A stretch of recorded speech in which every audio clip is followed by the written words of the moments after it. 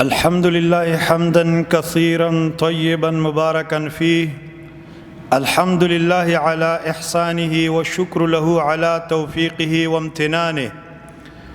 وأشهد أن لا إله إلا الله وحده لا شريك له تعظيما لشانه. وأشهد أن سيدنا ونبينا محمدا عبده ورسوله الداعي إلى رضوانه. وصلى الله وسلم وبارك عليه وعلى آله وأزواجه وأصحابه ومن تبعهم بإحسان إلى يوم الدين. أما بعد، فأعوذ بالله من الشيطان الرجيم. قال الله سبحانه وتعالى: فإن آمنوا بمثل ما آمنتم به فقد اهتدوا وإن تولوا فإنما هم في شقاق فَسَيَكْفِيكَهُمُ اللَّهُ وَهُوَ السَّمِيعُ الْعَلِيمُ. دوستو بھائیو، اہل ایمان کے لیے، اہل اسلام کے لیے صحابہ کرام کا ایمان اور ان کا اسلام ہی معیار ہے. اللہ سبحانہ و تعالی نے جنت بنائی، جنت کی طرف بلانے کے لیے محمد الرسول اللہ علیہ الصلاۃ والسلام پر وحی نازل کی، کتاب و سنت کی شکل میں، اور اس وحی پر ایمان لانے والے سب سے پہلے صحابہ ہے. اور اللہ رب العالمین نے ضرور بھی ضرور ہمیں اسلام کا سیمپل دکھانا تھا، اسلام کا نمونہ دکھانا تھا، اور وہ نمونہ کوئی اور نہیں، صحابہ کرام ہی ہے. صحابہ کرام پہلی جنتی لوگ ہیں.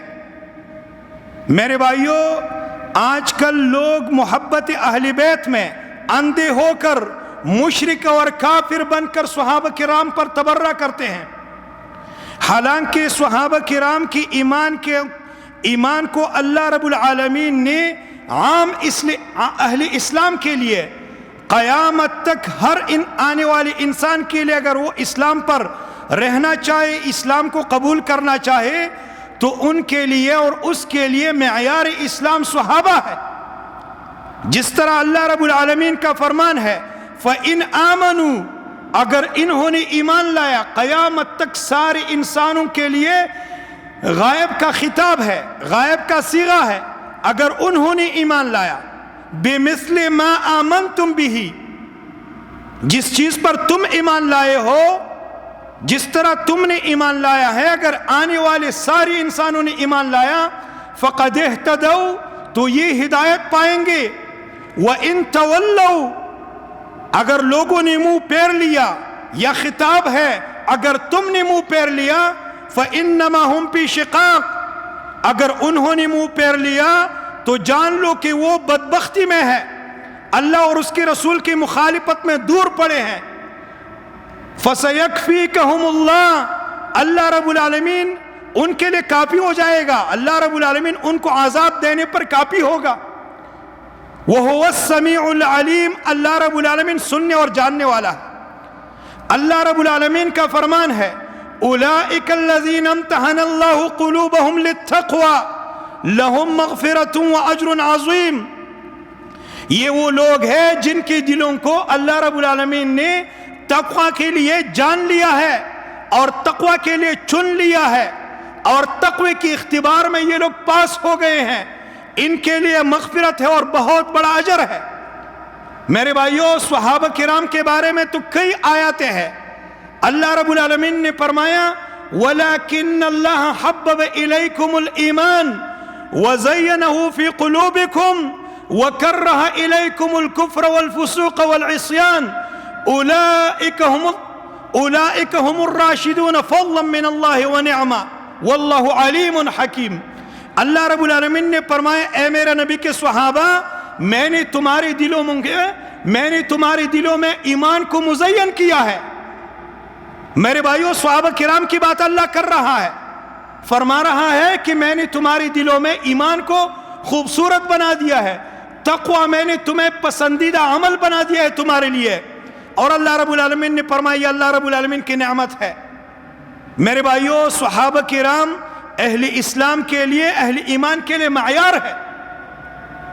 یہ وہ لوگ ہیں جن کو اللہ رب العالمین نے جنت دے دی، اور یہ فرمایا رضی اللہ عنہم ورضوا عنہ، اللہ ان سے راضی ہوا ہے، یہ اپنے رب سے راضی ہے۔ ذالک لمن خشی ربہ، یہ سرٹیفکیٹ اللہ رب العالمین کی رضا کا، یہ پروانہ اللہ رب العالمین کے جنت کا ہر اس شخص کو ملے گا جو صحابہ کرام کے راستے پر آ جائے۔ جو ان کا مخالف ہو جنتی نہیں ہو سکتا، مشرک ہوگا، کافر ہوگا، العیاذ باللہ۔ میرے بھائیو، اللہ کے رسول علیہ السلام نے فرمایا اگر کسی نے کسی کو کہا کہ اے کافر، اگر وہ اس میں کفر نہ ہو، وہ کافر نہ ہو، تو کہنے والے پر بات لوٹ کر آئے گی۔ جو لوگ صحابہ کرام پر تبرہ کرتا ہے، مجموعہ صحابہ کرام پر، اگر صحابہ کرام پر یہ قول ثابت نہ ہوگا تو یہ کہنے والوں پر ضرور بھی ضرور ثابت ہو جائے گا۔ میرے بھائیو، انشاءاللہ تعالی میں ابو بکر رضی اللہ عنہ کے فضائل کو بیان کروں گا، کیونکہ ابو بکر رضی اللہ عنہ پر تبرہ کیا گیا ہے، ان پر لعنت کی گئی ہے۔ اللہ ان پر لعنت برسائے جو ابو بکر رضی اللہ عنہ کو برا بلا کہتے ہیں۔ میرے بھائیو، ابو بکر رضی اللہ عنہ کا ایسا مقام ہے جس کے بارے میں ہم سوچ نہیں سکتے۔ مختصر سی بات، اگر ابو بکر رضی اللہ عنہ اپنی 2 سالہ خلافت میں ڈٹتے نہ، پکے نہ ہوتے، مرتدین اسلام کے خلاف اگر وہ تلوار نہ سونت لیتے، میرے بھائیو، آپ اور میں ہندوستانی، پاکستانی، بری صغیر کی مسلمان ہیں، ہم مسلمان نہ ہوتے، بلکہ اسلام یہاں پر دم توڑ دیتا۔ جزیرہ عرب میں، حجاز میں، یہ ریاض میں، یہ بنو حنیفہ کا جو قبیلہ تھا، درعیہ تک، زید بن خطاب رضی اللہ عنہ کی جو قبر ہے درعیہ میں، یہ سارے آئے تھے مرتدین اسلام کے خلاف لڑنے کے لیے۔ اگر ابو بکر نہ ڈٹتے، ہمیں اسلام نہ پہنچتا۔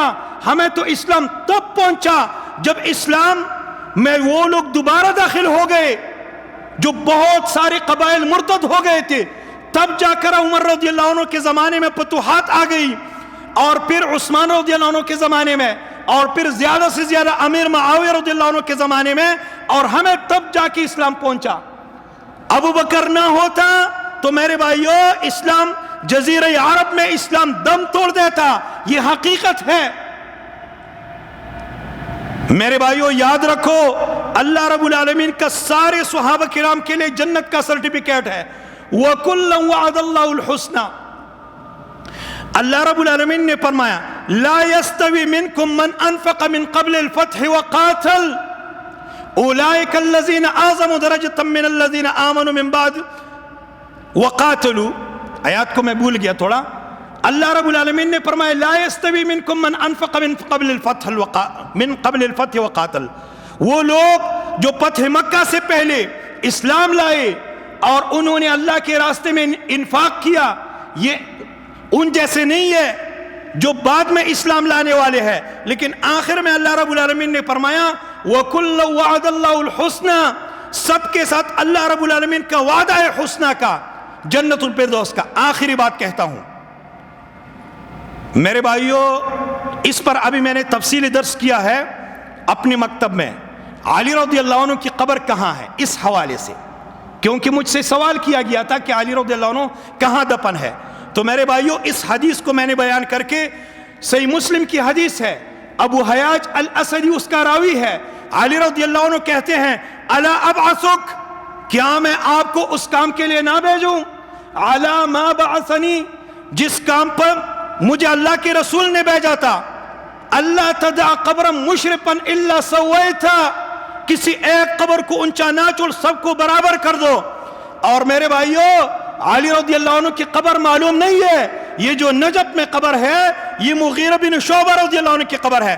اس بارے میں نے 2-3 حکمتیں بیان کی ہے۔ ایک یہ، اللہ رب العالمین کو معلوم تھا کہ آنے والے لوگوں میں علی رضی اللہ عنہ کو لوگ الہ مانیں گے جس طرح کے روافض مانتے ہیں، اور اس کی بندگی کریں گے، اس کے پرستش کریں گے۔ اللہ رب العالمین نے نہیں چاہا کہ اسلام کا یہ مرکز مدینہ المنورہ، مدینہ طیبہ، یہ ان کے ناپاک قدموں پر گندہ ہو، تو اللہ رب العالمین نے ابو بکر عمر کو اپنے نبی کے چرنوں میں دفن ہونے دیا، اور عثمان کو بقیع الغرقد میں، لیکن علی رضی اللہ عنہ کی قبر نامعلوم ہے۔ آخری بات یہ تو حکمت ہو گئی کہ اللہ رب العالمین نے ان کو کیوں ایسے نامعلوم جگہ پر دفنا دیا۔ اگر علی رضی اللہ عنہ آ جائے، پہلے ان کے خلاف وہ تلوار اٹھائے گا، ان کا قلع قمع کرے گا، ان کو قتل کر دے گا۔ کیوں؟ نبی علیہ السلام نے تو صرف اس لیے بھیجا تھا لا تذر قبر مشرفا الا سویتہ، کسی قبر کو اونچا ناچ اور برابر کر دو۔ انہوں نے تو قبروں کی بندگی شروع کی ہے۔ سال میں کوئی ایسا دن نہیں ہے جہاں پر وہاں ان کے ملک میں اور کفر اور شرکیہ ملک میں وہ جلسے جلوس نہ ہو، کسی قبر کا پوجا پاٹ نہ ہو۔ اللہ ہمیں صحابہ کرام کی محبت اپنے دلوں میں اجاگر کرنے کی اور جلوہ بنانے کی توفیق عطا فرمائے، اور اللہ رب العالمین اسی طرف ہمیں دعوت دینے کی توفیق عطا فرمائے۔ وصلی اللہ وسلم وبارک علی نبینا محمد وعلی آلہ وصحبہ اجمعین، والسلام علیکم ورحمۃ اللہ وبرکاتہ۔